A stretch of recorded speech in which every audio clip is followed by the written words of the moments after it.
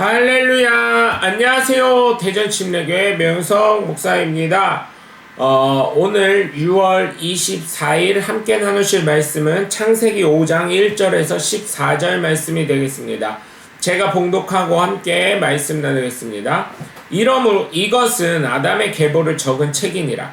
하나님이 사람을 창조하실 때 하나님의 모양대로 지으시되 남자와 여자를 창조하셨고 그들이 창조되던 날에 하나님이 그들에게 복을 주시고 그들의 이름을 사람이라 일컬으셨더라. 아담은 130세에 자기의 모양 곧 자기의 형상과 같은 아들을 낳아 이름을 셋이라 하였고 아담은 셋을 낳은 후 800년을 지내며 자녀들을 낳았으며 그는 930세를 살고 죽었더라. 셋은 105세에 에노스를 낳았고 에노스를 낳은 후 807년을 지내며 자녀들을 낳았으며 그는 912세를 살고 죽었더라. 에노스는 90세에 게난을 낳았고 게난을 낳은 후 815년을 지내며 자녀들을 낳았으며 그는 905세를 살고 죽었더라. 게난은 70세에 마할랄레를 낳았고 마할랄레는 낳은 후 840년을 지내며 자녀들을 낳았으며 그는 910세를 살고 죽었더라. 족보라는 것은 필요 없는 것 같아도 중요하다고 저는 알고 있습니다. 지금은 그럴 일이 별로 없지만 저희 세대만 하더라도 조상이 누군지 중요하지 않았지만 저희 아버지 세대만 하더라도 부모가 누구이고 그 조상은 어떻게 되는지 참으로 중요했습니다. 그래서 저도 기억하는 것은 제가 결혼하기 위해서 여기저기 불려다닐 때 지금은 잃어버렸지만 그때는 정말 알지도 못하는 사람들이 외우고 다니고 그들의 업적에 대해서 배우느라 인터넷 상당히 뒤졌고 어른들 앞에 무릎 꿇고 들었던 거를 기억을 합니다. 왜냐하면 집안 대 집안을 만나는 거라 어느 정도 이야기를 해서 가족에 대해서 배워야 되는데 꿀먹은 벙어리가 되면 안 된다고 어른들이 말씀하셨기 때문입니다. 그와 마찬가지로 하나님은 하나님의 유업을 이은 하나님의 사람들을 만들어 가문을 만드셨습니다. 하나님의 은혜와 축복이 그리고 사랑을 전달할 하나님의 지방과 사람들을 불러 모으십니다. 그 사람들이 살던 시대가 어땠는지 오늘 말씀을 통해 저와 여러분이 함께 깨닫길 주 예수 그리스도 이름으로 간절히 축원합니다. 첫 번째로 에노스라는 이름이 나오죠. 셋은 에노스에 대해서 하는데 에노스는 그 시대상을 잘 반영한 이름입니다. 에노스란 이름은 에노스에 오는 히브리어로 아나시로서 깨지기 쉽다, 약하다라는 뜻입니다. 에노스는 인간이 전적으로 무력한 존재임을 의미하죠. 참으로 그것은 숙명적인 연약성을 나타냅니다. 이것은 치료가 거의 불가능한 상태와 병들고 고통 가운데 신음하는 죄악된 인류의 한계 상황을 말하고 있습니다. 에노스의 아버지 셋은 아담 타락 이후 거세게 밀려오는 죄악의 물결로 말미암아 여호와를 찾지 않고서는 죄의 유혹을 도저히 이기며 살아갈 수 없는 무력한 존재임을 깨닫게 되었습니다. 그래서 아들의 이름을 그의 신앙 고백을 쫓아 에노스라고 짓습니다. 에노스란 이름은 아담이 타락한 이후 비로소 하나님의 이름을 부르기 시작했던 셋의 입에서 나온 신앙 고백입니다. 우리는 그 이름을 통해 당시 시대상을 어느 정도 예측할 수 있죠. 하나님이 없으면 살 수 없는 시대가 된 것입니다. 이름을 불렀다는 것은 하나님과 인격적인 관계가 시작되었으면 강조하는 것입니다. 특별히 성경에서는 인간이 하나님의 이름을 부르는 것은 구원과 직결되는 중대한 문제로 말씀하고 있지요. 사도행전 2장 21절을 보시면 누구든지 주의 이름을 부르는 자는 구원을 받는다. 아멘. 또한 로마서 13장을 보시면 누구든지 주의 이름을 부르는 자는 구원을 받으리라. 아멘. 그러므로 여호와의 이름을 부르기 시작했다는 것은 하나님과 인간관계에서 적극적인 사귐을 의미합니다.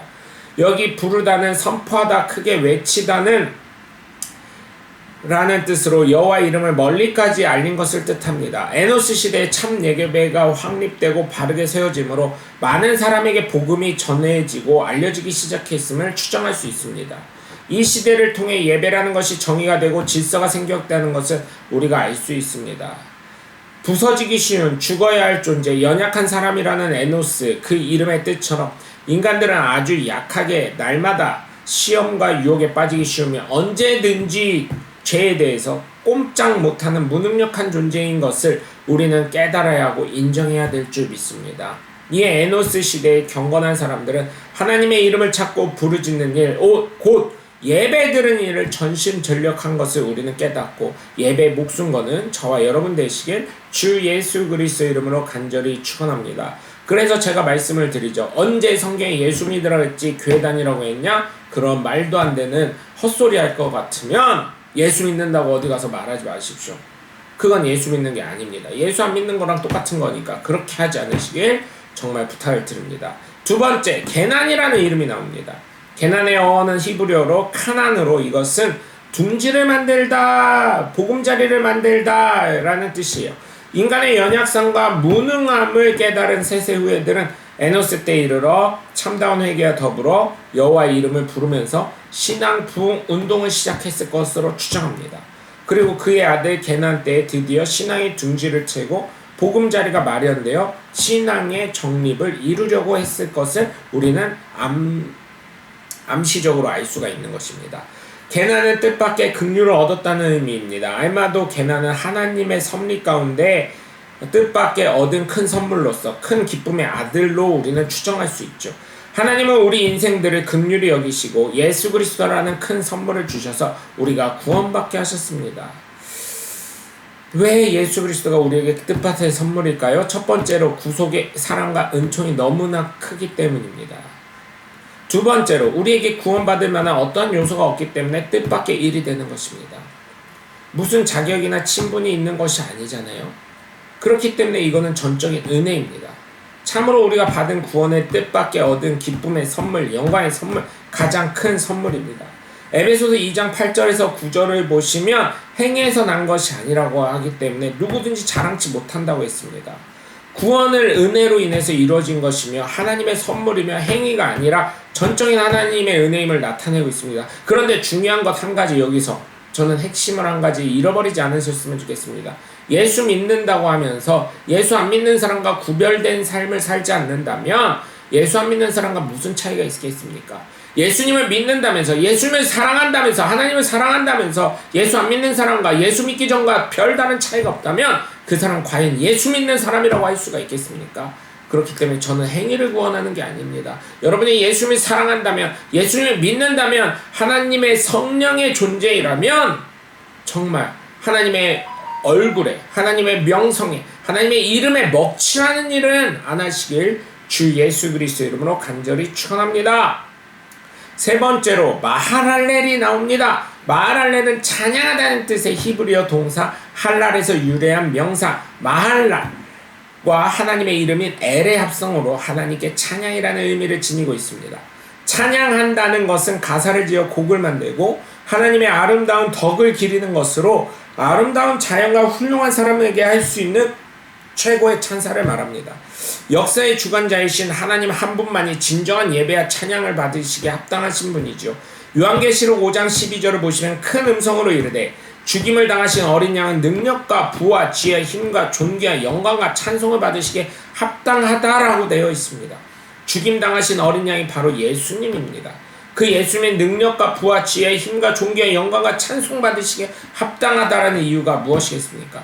바로 그분이 하나님이시기 때문입니다.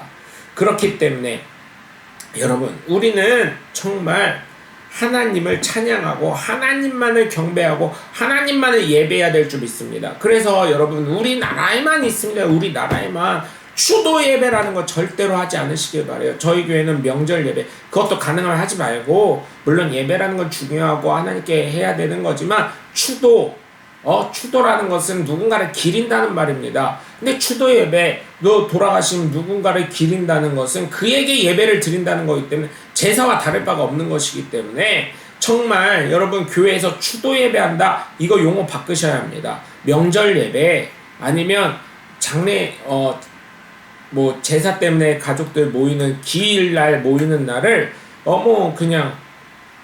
그냥 가정 예배 이런 식으로 바꾸셔야 될 줄 믿습니다.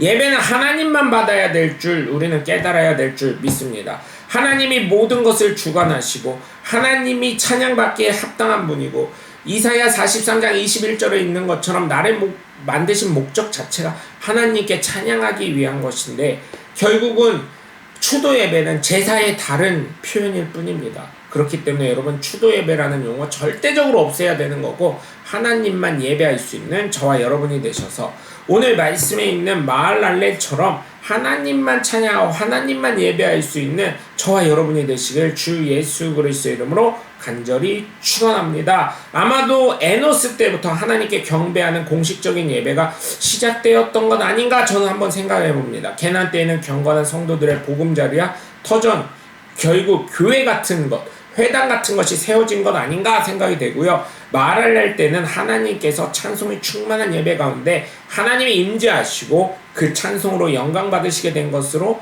저는 깨닫게 되었습니다.